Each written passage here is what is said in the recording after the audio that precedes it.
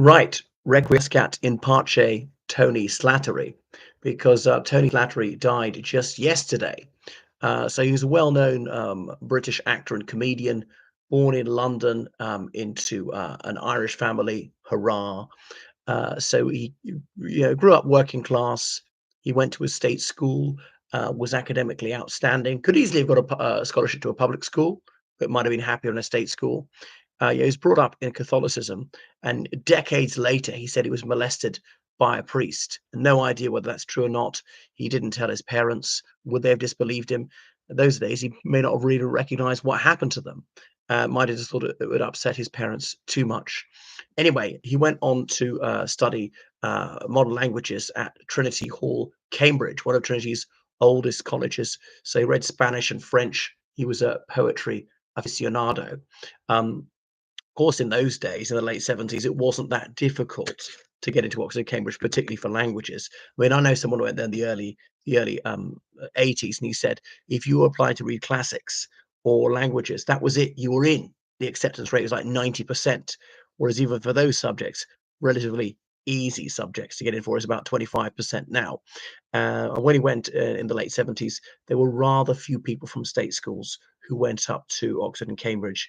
State schools educating about 93% of the population, but of those who went to Oxford and Cambridge back in those days, it might have been like 40%.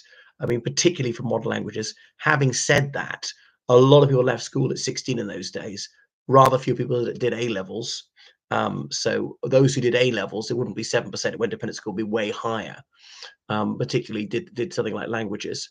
But the main thing is when he was there, he met Stephen Fry, Jan Raven, Sandy Toksvig, Hugh Laurie, Emma Thompson, sorry, Richard Branch, people in the Cambridge Footlights, which is their drama society, really, or maybe more like comedy, doing like review. Has been going since the late 19th century, and so that cohort became really the kings and queens of British comedy through the 1980s into the 1990s. And he was a real Renaissance man, Tony Slattery. He was also a black belt in judo, so like multi-talented. He never descended into the deepest depths of loveydom, and he was a sort of person who apparently people in the West End, well, no one had a bad word to say about him. I mean, I never came within a mile of him, so far as I know, but said to be very agreeable. So they took their show, the Cambridge Footlights, to the Edinburgh Festival in the summer of 1981, and most of them graduated in the early 80s and were very well known at the time. Slattery was elected president of the Footlights, as in it's just a quip because those small lights on the stage at foot level, they are called footlights. So that's how they came up with the name for themselves. And they got into television in the early 1980s. Now, back then, was there three channels? Was it just before the launch of Channel 4? So have you been on television once, you were famous because you soon about a third of the public was watching you. It was a much bigger deal to be on telly back in those days than it is now. It's not like 1,000 TV channels, and no, you couldn't be YouTubing. So Chris Tarrant, I don't know if he's in broadcasting anymore, a very well-known DJ. He had a show called Saturday Stay Back, and he was on that. And then he became a regular on various things.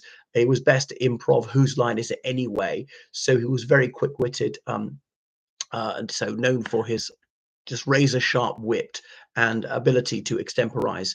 But he was a serious actor. That's the thing about some people approach comedy really just as a comic, and some of them approach it more as a thespian. And he was more of a thesp, it seems to me. But anyway, he had bit parts. Peter's Friends, which is really about Stephen Fry and others. It's really Cambridge Footlights Friends plus Mates in about 1992. He appeared in that one, which seemed to be perhaps a bit too nostalgic, harking back to varsity days. He was in To Die For. He had a small part in The Crying Game about this mixed race, transgender British soldier and an IRA terrorist. And this came out, towards the end of the Ulster Troubles, the Wedding Tackle, and various other things. So yeah, he was just a regular on television. The Comedy Store was launched in London about 1980. The Comedy Store in New York is the original one, was going since the 70s. The Comedy Store is still going in London, not as original location. It was in Soho proper. It's now just off Leicester Square. And that really transformed British comedy. Yes, there'd been the working men's clubs scene, particularly in Northern England, stand up. This was different. This is much more, well, metropolitan, female friendly. They decided they had to have some comedians, and this was the new comedy. Moved beyond the old staples of racial stereotypes, jokes about women, mothers-in-law, and impersonation, stuff like that.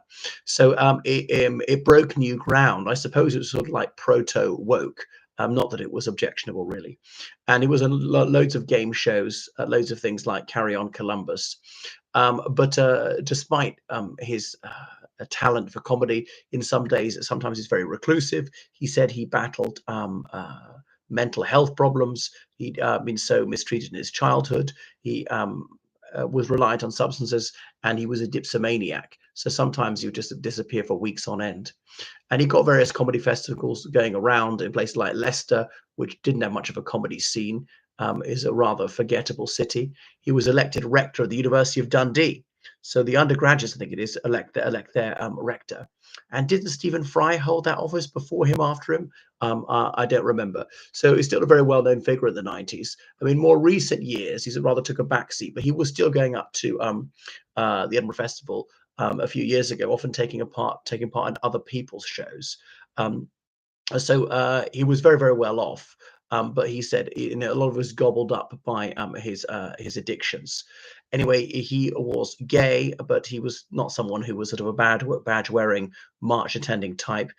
He had a long-term relationship with a guy called Michael Hutchinson, who was also an actor, not half so well known. So he never adopted children or anything like that.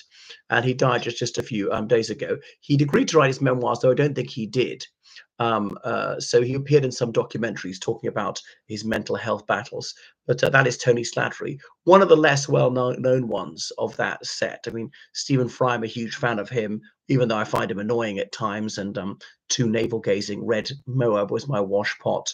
The Fry Chronicles, or really just devoured almost everything by him.